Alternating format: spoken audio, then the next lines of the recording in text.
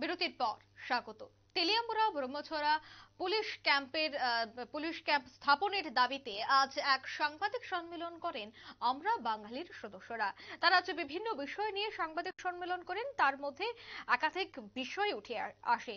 একটি হচ্ছে তেলিয়ামুড়ার উভয় ব্রহ্মছড়া এলাকায় খুব তাড়াতাড়ি যেন পুলিশ ক্যাম্প বসানো হয় এবং প্রত্যন্ত এলাকায় বসবাসরত বাঙালিদের নিরাপত্তার ব্যবস্থা করা হয়। অপরটি হচ্ছে অবিলম্বে উত্তর ব্রহ্মছড়ায় বাঙালিদের বাড়িঘর যারা ভাঙচুর করেছে তাদের তদন্তক্রমে চিহ্নিত করে কঠোরতম শাস্তি প্রদান করতে হবে এবং ক্ষতিগ্রস্তদের ক্ষতিপূরণের ব্যবস্থা করে দিতে হবে। এবং আরেকটি হচ্ছে এডিসি এলাকায় ব্যবসা বাণিজ্যে বাঙালি ব্যবসায়ীদের উপর আইন বা বিভিন্ন ট্যাক্স চাপানো বন্ধ করতে হবে। ত্রিপুরা তথা ভারতের বুকে বাঙালিদের সাংবিধানিক অধিকার প্রতিষ্ঠা করতে হবে। এই সমস্ত দাবি নিয়ে আছে আমরা বাঙালির সদস্যদের এই সাংবাদিক সম্মেলন। তারা কি বলছেন আজকের এই সাংবাদিক সম্মেলন থেকে শুনুন। আজকের সাংবাদিক সম্মেলন আপনারা জানেন যে গত 26শে জানুয়ারির দিন রাতের বেলা তেলিয়ামুড়া শহরের লাগোয়া কলুইপাড়ার পার্শ্ববর্তী গ্রাম উত্তর ব্রহ্মছড়াতে বাঙালিদের 14টা পরিবারের বাড়িঘর ভেঙে রাতের অন্ধকারে গুড়িয়ে দেওয়া হয়, জিনিসপত্র লুটপাট করা হয়, সম্পদ ধ্বংস করা হয়।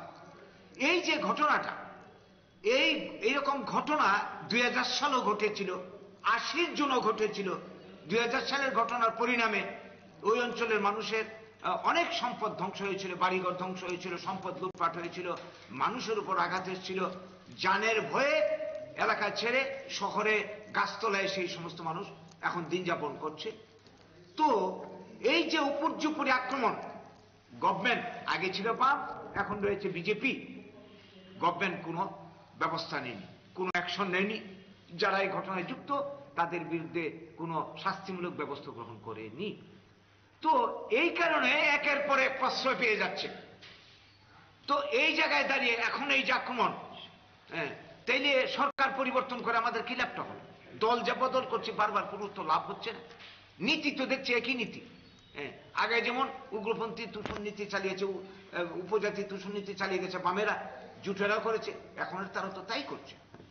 তো কাজে এই জায়গায় দাঁড়িয়ে আমাদের বক্তব্য যে এই ঘটনায় যারা যুক্ত তাদেরকে তদন্ত করে উপযুক্ত শাস্তি দিতে হবে, যারা ক্ষতিগ্রস্ত হয়েছে তাদের পূর্ণ ক্ষতিপূরণ দিতে হবে, এলাকাতে স্থায়ী পুলিশ ক্যাম্প বসাতে হবে যাতে স্থায়ী নিরাপত্তা হয় এবং বাঙালিদের সাংবিধানিক অধিকার প্রতিষ্ঠা করতে হবে। এই নিয়ে আমাদের আজকের সাংবাদিক সম্মেলন। যদি তা না হয়, আমরা বাঙালি দলের পক্ষ থেকে আমরা এই ঘোষণা দিয়ে রাখছি, মানুষের নিরাপত্তা, বাঙালিদের অধিকার, সাংবিধানিক অধিকার রক্ষার জন্য প্রয়োজনে আমরা বৃহত্তর গণ আন্দোলন গড়ে তুলব এবং প্রয়োজনে অস্তিত্ব রক্ষার স্বার্থে আমাদের যা করার মানুষকে নিয়ে আমরা তাই করতে বাধ্য হব।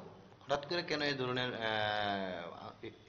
ব্যবস্থা, ওই অবস্থা চলছে? অ্যাকচুয়ালি এটা হঠাৎ করে নয়, এটা তো মানে সবসময় চলে আসছে বাঙালি বিদ্বেষী কার্যকলাপ। মাঝখানে উগ্রপন্থী তৎপরতাটা একটু কমে গেছে, ঠিক আছে, কিন্তু ভিতরে ভিতরে বাঙালি বিদ্বেষী কার্যকলাপ ওদের ঠিকই আছে। আপনারা জানবেন যে বর্তমানে যারা ক্ষমতায় আছে বিজেপি, এই বিজেপি সরকার আসার পরও অনেক ঘটনা ঘটেছে সারা ত্রিপুরার, যে ছোটখাটো অনেক ঘটনাই ঘটেছে। এই যে রায়াবাড়ির ঘটনা বেশি দিন আগের কথা না, এই ধরনের আরো অনেক মাছপাড়াতে ঘটনা ঘটেছে, কাঞ্চনপুরে ঘটনা ঘটেছে, অনেক ঘটনা ঘটেছে। কাজে বাঙালি বিদ্বেষী কার্যকলাপ ভিতরে ভিতরে চলছে। আর যেটা এই মথার উত্থানের পর আরো বেশি করে যে ভাবনাটা, বাঙালি বিদ্বেষী ভাবনাটা ওদের মধ্যে চাগিয়ে দেওয়া হয়েছে, যে বাঙালিরা বিদেশি, বাংলাদেশি, গো ব্যাক বাঙালি, এই যে স্লোগানটা, সবাই এখানকার বিদেশি, এখানকে উচ্ছেদ হয়ে যেতে হবে, এই টিচিংটা তো ওদের চলছে, উস্কানি তো চলছে। কিছুদিন আগেও তো প্রদ্যুৎবাবু বলেছেন যে বাঙালিদেরকে আমরা এডিসি এলাকাতে কোনোভাবেই 1 ইঞ্চি জমি আমরা ছাড়বো না, তাদের কোনো অধিকার দেব না। কাজে এইটারই হয়তো ফলশ্রুতি।